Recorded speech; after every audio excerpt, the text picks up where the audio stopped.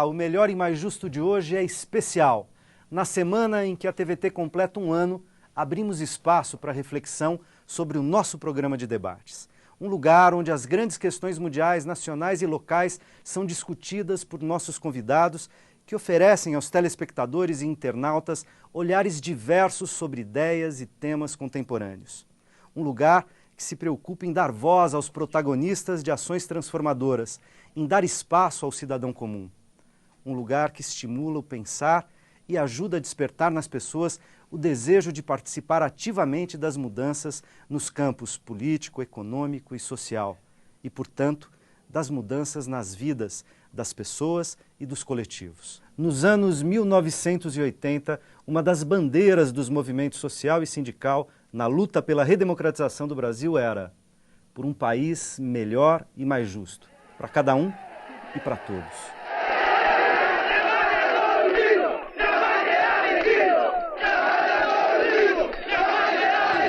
O nome do nosso programa, o programa de debates da rede TVT de televisão, vem daí, por duas razões pelo menos. Uma que olha e tenta honrar ações importantes do passado e outra que aponta para o futuro. Como é prática do Melhor e Mais Justo, no último bloco eu gostaria que vocês apontassem as principais ações que precisam ser criadas e ou aperfeiçoadas, aprimoradas, para reduzir os números da AIDS no Brasil. Olhar para o futuro. Eu queria saber de vocês quais são os grandes desafios dos governantes, né, para o próximo mandato, em termos de políticas culturais, em termos de fazer crescer, de ampliar, né, não apenas o ponto de cultura, mas de políticas como essas. Né? Qual a agenda do futuro? Quais são as principais prioridades agora, para já, no microcrédito? O que vocês diriam? A primeira razão do nome do programa é uma homenagem a todos que lutaram e aos que morreram tentando fazer do Brasil uma democracia. E não apenas no regime político, mas também na produção e no compartilhamento das nossas riquezas econômicas, sociais e culturais. A outra razão é que fazer um país melhor e mais justo é um trabalho coletivo e permanente, que se atualiza e recomeça todo dia, porque a cada dia novos problemas se impõem e precisam ser enfrentados. É absolutamente necessário cuidar daquilo que a gente conquistou. Axaninca, Chavante, Baré, Canela, Gavião, Terena, Krenak, Pataxó, Caiapó. São alguns dos mais de 230 povos indígenas que existem hoje no Brasil. O último censo do IBGE fala em mais de 800 mil índios, sendo que cerca de 40% vivem em cidades. As terras indígenas no país representam 13% do território nacional. São 674 áreas em diferentes fases de homologação, a grande maioria na Amazônia Legal. A obrigação do Estado de fazer a demarcação dessas áreas tradicionalmente ocupadas e conservar a diversidade cultural desses povos é uma conquista recente.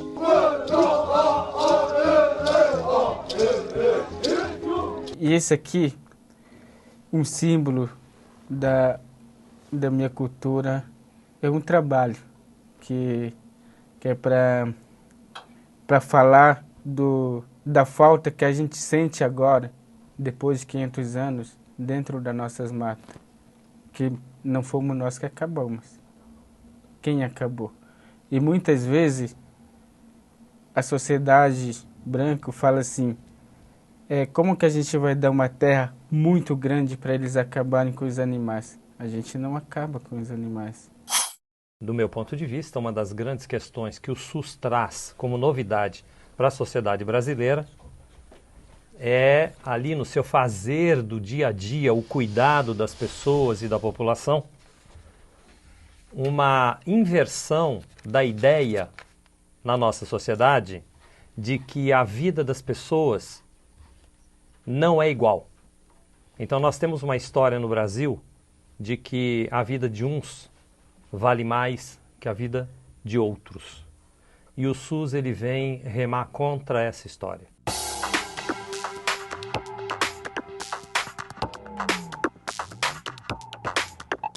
As relações homoafetivas existem desde os primórdios das civilizações. Por vezes, aceitas com naturalidade, mas em outras, enfrentaram perseguições e até mesmo repressão brutal.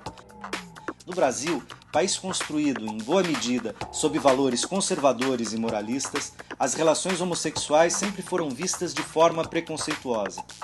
A partir da década de 1970, com as reivindicações do movimento gay em todo o mundo, os brasileiros passaram também a levantar a voz contra a discriminação sexual. A Constituição Federal de 1988, logo em seu artigo 1º, consagra o princípio da dignidade da pessoa humana. Estabelece a promoção do bem de todos, sem preconceitos de origem, raça, sexo, cor e idade, proibindo quaisquer atos discriminatórios contra as liberdades fundamentais dos brasileiros. A luta para colocar em prática a Carta Magna vem derrubando parte dos preconceitos contra os relacionamentos homoafetivos e conquistando avanços na esfera da justiça. Recentemente, o Supremo Tribunal Federal decidiu equiparar as relações entre pessoas do mesmo sexo às uniões estáveis entre homens e mulheres. A igreja se opõe tanto ao casamento, fala, teremos que casar pessoas. A gente nunca quis entrar de véu e grinalda na igreja, né? A questão é uma questão prática de direitos, né? Nós queremos ter o direito à herança, o direito a... casamento civil, não casamento religioso, né? E toda essa questão do PLC 122, que é o que criminaliza a homofobia, também bate na porta da igreja quando os religiosos, os líderes religiosos fundamentalistas, porque não são todos, né? Acreditam que ela seria inconstitucional por impedir a liberdade religiosa. Ninguém é proibido de pregar a sua crença, a sua fé, da forma que acredita. O que você não pode é, por exemplo, em praça pública, ou num programa de TV, como existem pastores que compram espaço na TV, né, na TV aberta, e publicamente incitar a violência, né, respaldar a violência contra homossexuais, que é o que acontece constantemente. Nasci em Buenos Aires, na Argentina, teve que sair por situações de repressão política, depois de muitos anos presos, vim para o Brasil. Como escultor, comecei a percorrer todo o Brasil fazendo exposições, mostras. América Latina, da qual já vivi em todos os países da América Latina, né? Me surpreendeu o Brasil pela qualidade artística da arte popular que tem nesta terra. Ficando amigo, fazendo redes, começou a criar um sonho pessoal de um dia juntar toda essa produção artística, toda essa riqueza em um espaço, né? E devolver ao povo o que é do povo. Correto? Essa ideia de criação do museu levou 20 anos, elaborando e não consegui forma alternativa por nenhum caminho até aparecer em cena os pontos de cultura.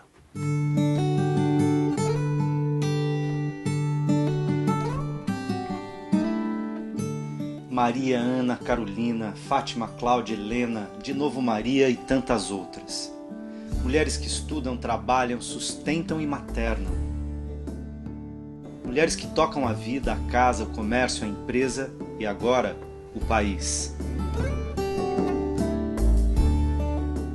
Na sobrecarga da lida diária, ainda há espaço para manter a feminilidade.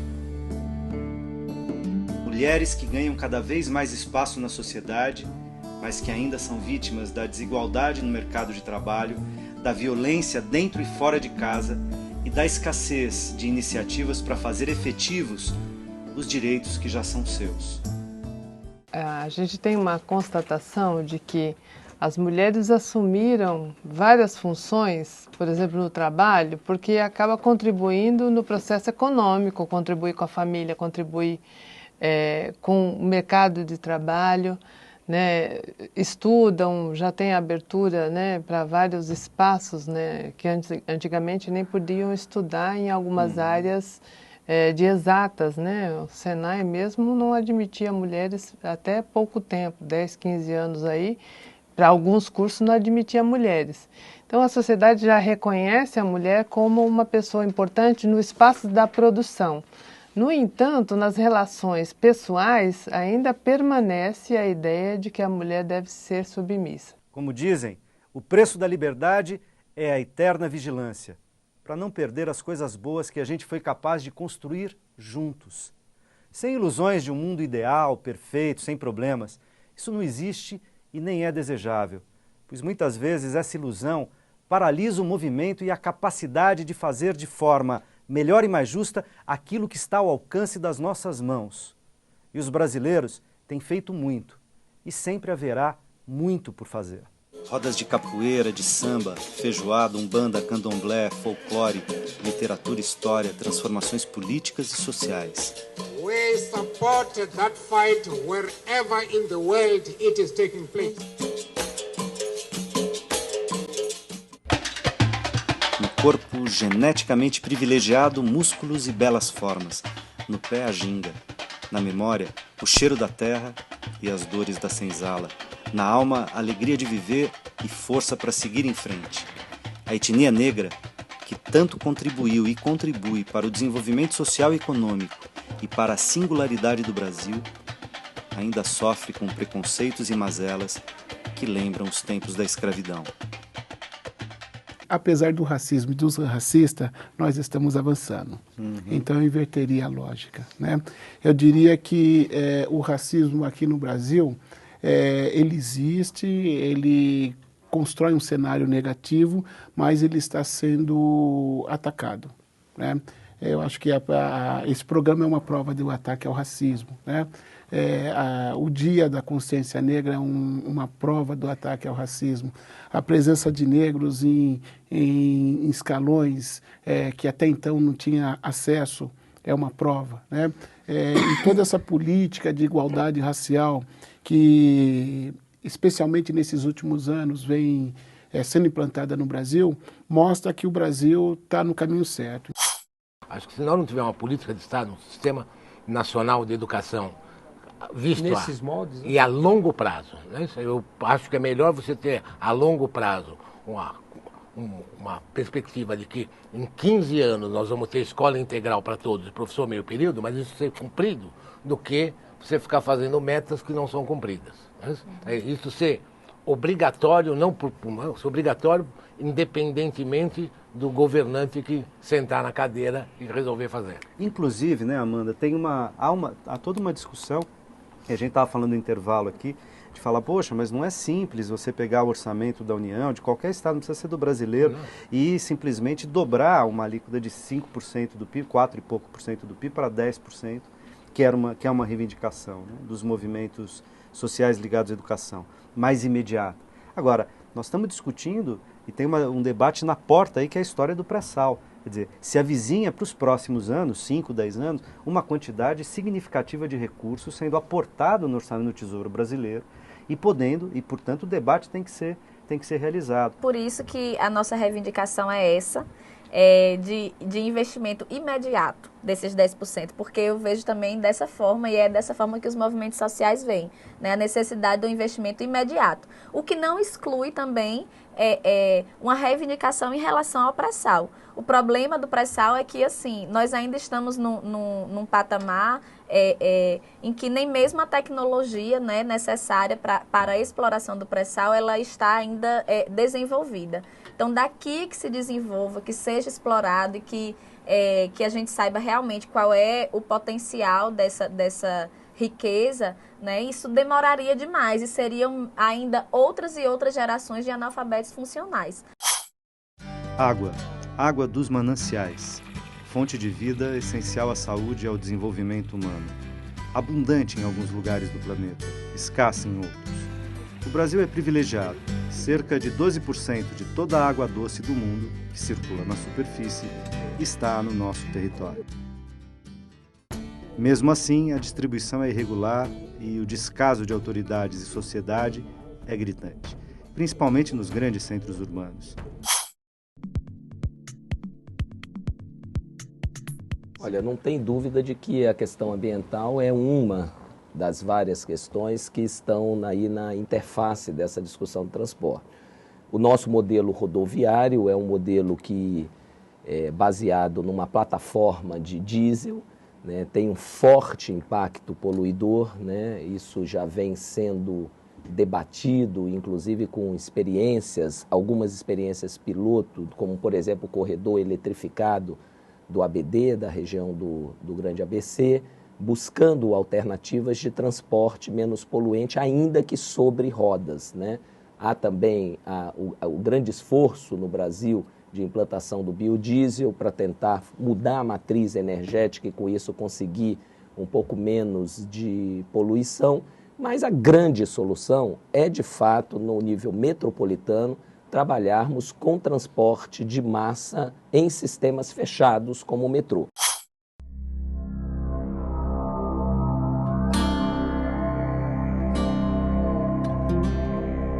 Uma em cada 6 pessoas no mundo passa fome. E a cada 5 minutos uma criança morre por desnutrição.